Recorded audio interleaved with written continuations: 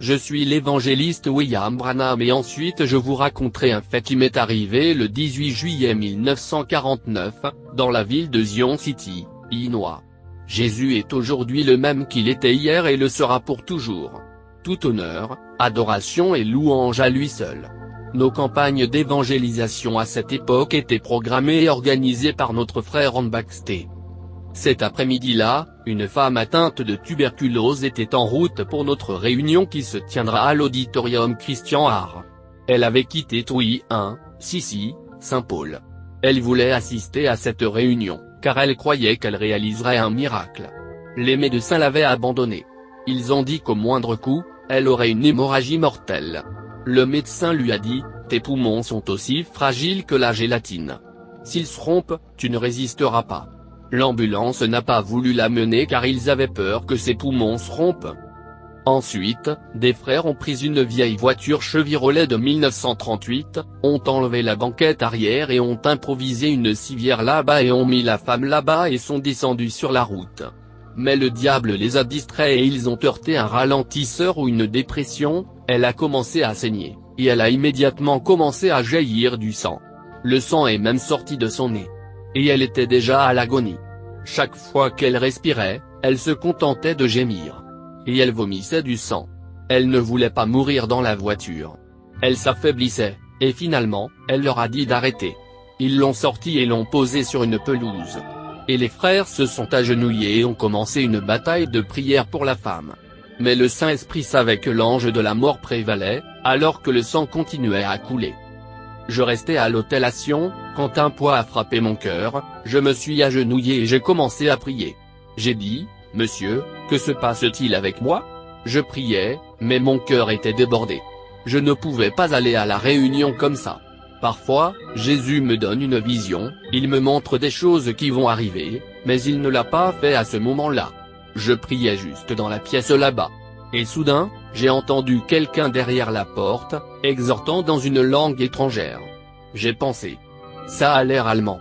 J'ai pensé, quelqu'un utilise une voix autoritaire pour encourager quelqu'un d'autre. J'étais appuyé sur la chaise. Je me suis arrêté, voyez, là-bas à genoux, je l'ai entendu se tenir là comme ça. Et je l'ai entendu, et il y avait quelqu'un là-bas derrière la porte qui m'exhortait, allez de l'avant, n'abandonnez pas, allez, allez. Quelque chose, c'était tellement rapide, bavard. Je l'ai entendu à nouveau, et j'ai pensé, eh bien, quelqu'un est arrivé et parle à quelqu'un à l'hôtel en allemand. J'ai pensé, personne ne répond. Et j'ai juste continué très calme, ne comprenant rien. Je n'avais aucun contrôle sur ce que je disais, je ne savais rien de ce dont je parlais, rien. Seule ma bouche bougeait, je parlais une sorte de langue. Cela ressemblait à une langue étrangère, comme l'allemand ou le néerlandais, ou quelque chose comme ça, c'était si rapide, bavard. Je suis juste resté très immobile. Au bout d'un moment, cette extase a disparu. Et quand ce fut fini, oh quel frisson, je sentis ma poitrine se remplir de joie et d'air, et je devais contrôler l'envie de ne pas crier. J'étais juste euphorique. Je ne sais pas comment, mais tout ce découragement m'a quitté.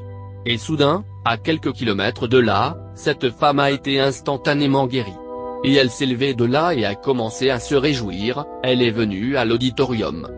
Et pendant que j'étais dans cet état de confusion, j'ai entendu Billy Paul venir frapper à la porte. Et Billy est venu me chercher pour la réunion. Il est venu me rencontrer, me chercher et m'emmener à la réunion où j'allais prêcher et prier pour les malades, et j'ai dit, Billy, tu peux revenir. Il m'a demandé, pourquoi pleurez-vous? Quelqu'un est-il venu ici? J'ai dit, non, monsieur. Et j'ai dit, Billy, je ne peux pas y aller maintenant. Revenez en arrière, dites à frère Baxter de prêcher ce soir. Et il s'est juste assis dehors à réfléchir. Et je suis entré et Billy sortait déjà de la porte et j'ai crié pour lui, attends une minute. Il est revenu, il était allé chercher un soda à la limonade. Et il dit, papa, qu'est-ce qui ne va pas? J'ai dit, attendez juste une minute, je vais avec vous. J'ai commencé à me laver le visage très vite. Il a dit, quel est le problème? Il sait mieux que de me parler, d'aller à la réunion. Il a dit, quel est le problème? J'ai dit, rien d'important, ce n'est rien. Allez simplement à la réunion. Nous procédons à la réunion. Et quand nous sommes arrivés à l'auditorium, frère Baxter était le présentateur de la réunion. Et il chantait pour remonter le moral du public. J'avais plus d'une demi-heure de retard. Frère Baxter était assis là à jouer cette chanson, Il n'y a rien entre mon âme et le Sauveur. Il s'est levé et a dit, oh. Je pensais que tu ne venais pas. J'ai répondu par une interjection, psiu. Juste une brève demande de silence, car il n'y avait pas de temps pour la justification.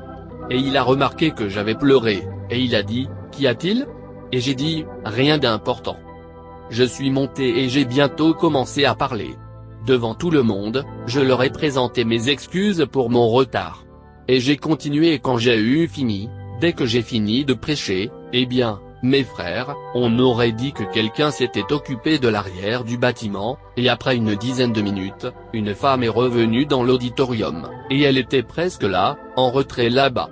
Et elle était là-bas, marchant dans le couloir, criant aussi fort qu'elle pouvait crier. Et quelqu'un a pris les rallonges de microphone là-bas. Et elle était là-bas pour témoigner, là-bas.